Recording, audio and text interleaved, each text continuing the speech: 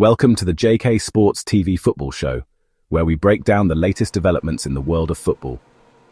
Stay tuned for expert insights and analysis from Sofia and Marc as we dive into the hottest topics shaping the game. Hello everyone and welcome to I'm JK on JK Sports TV.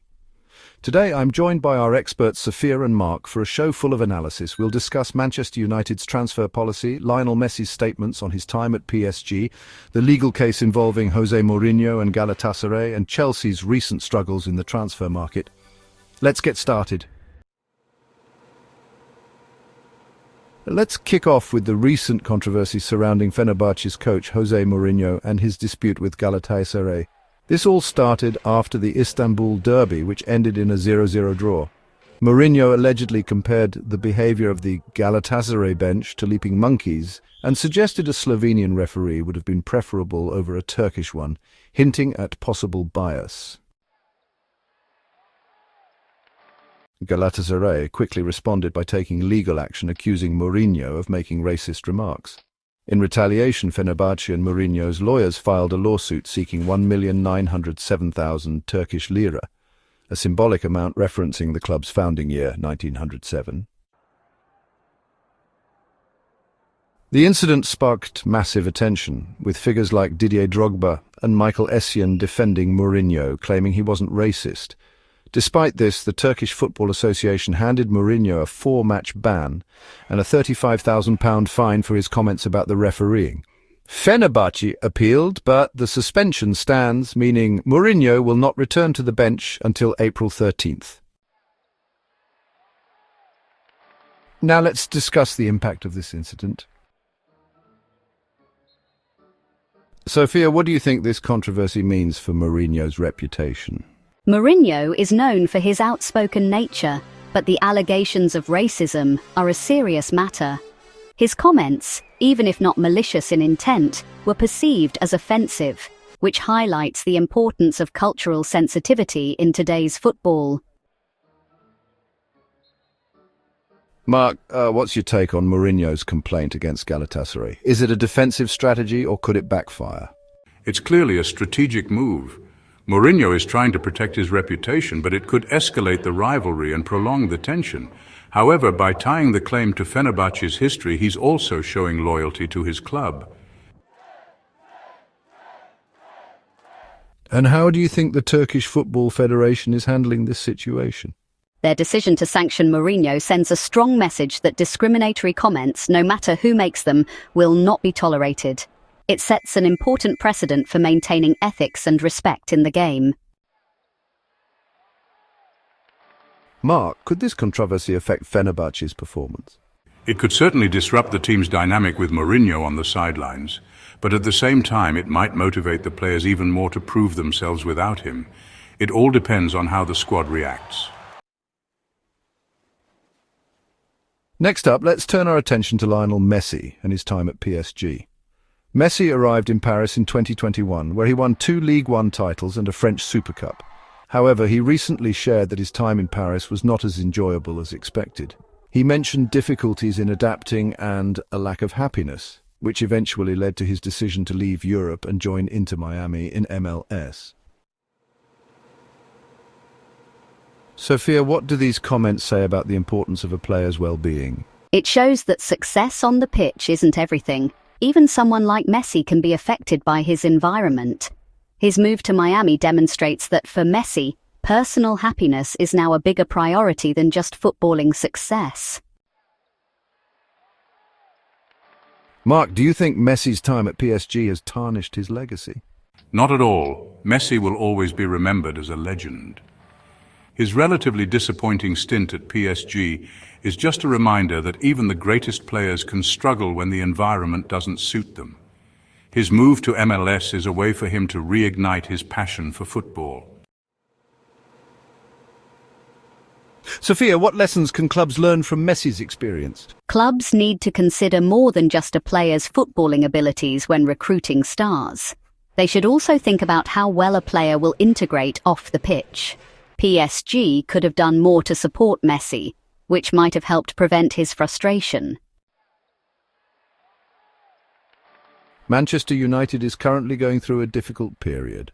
The club has recorded losses exceeding £300 million between 2021 and 2024, prompting the need for cost-cutting measures. Sir Jim Ratcliffe's first year as a minority shareholder has seen budget cuts, layoffs and even increased ticket prices, much to the frustration of supporters. In addition, several signings have been heavily criticised, such as goalkeeper Andre Onana, who was bought for £52 million in 2023, but has conceded 39 goals in 27 Premier League matches. The main issue? An ageing squad and high wages. Manchester United needs to sell players to recruit, but many of their players have limited market value. Sofia, what's the biggest challenge facing Manchester United right now?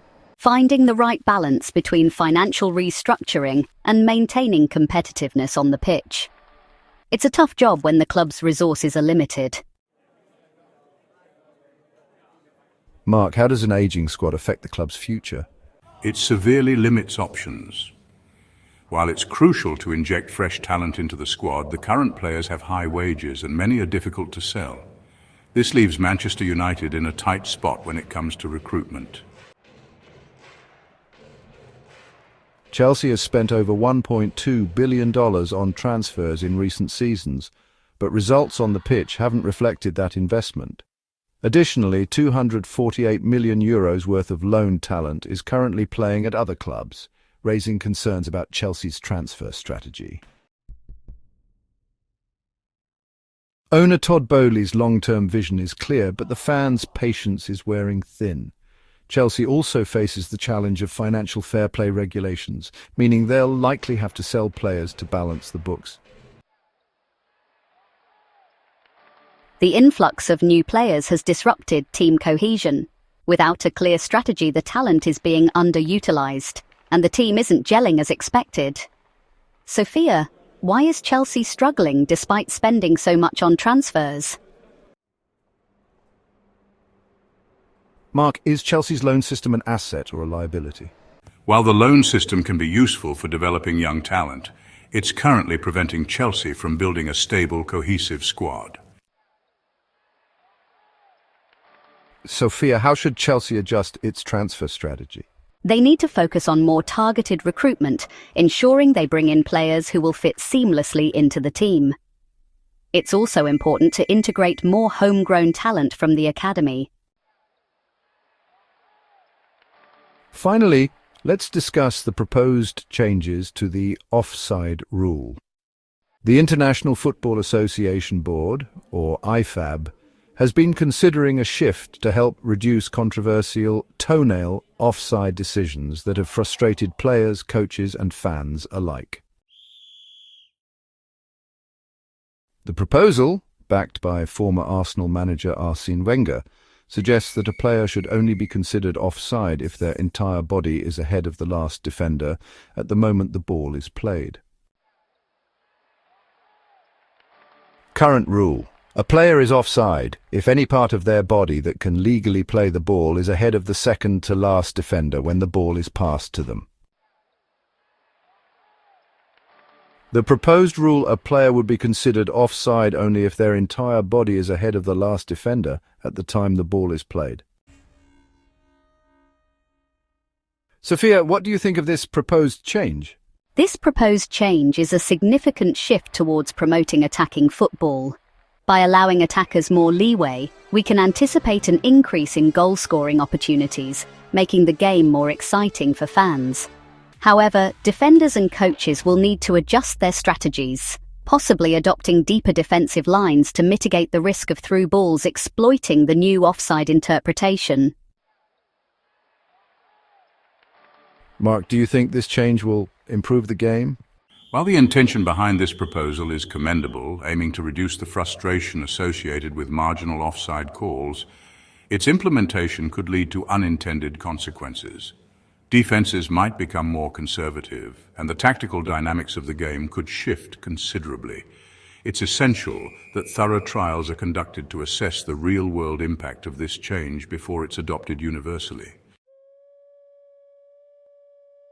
As of now, the IFAB has not finalized any changes to the offside rule.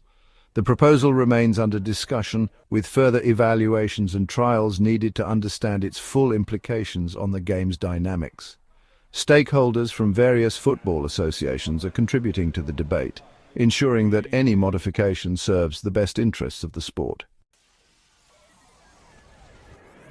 That's it for today's show. From Mourinho's legal battle to Messi's revelations, Manchester United's struggles and Chelsea's transfer woes, the football world is ever evolving. Big thanks to Sofia and Marc for their insights, and thank you for watching. Don't forget to like, share and subscribe to JK Sports TV so you don't miss anything. See you soon.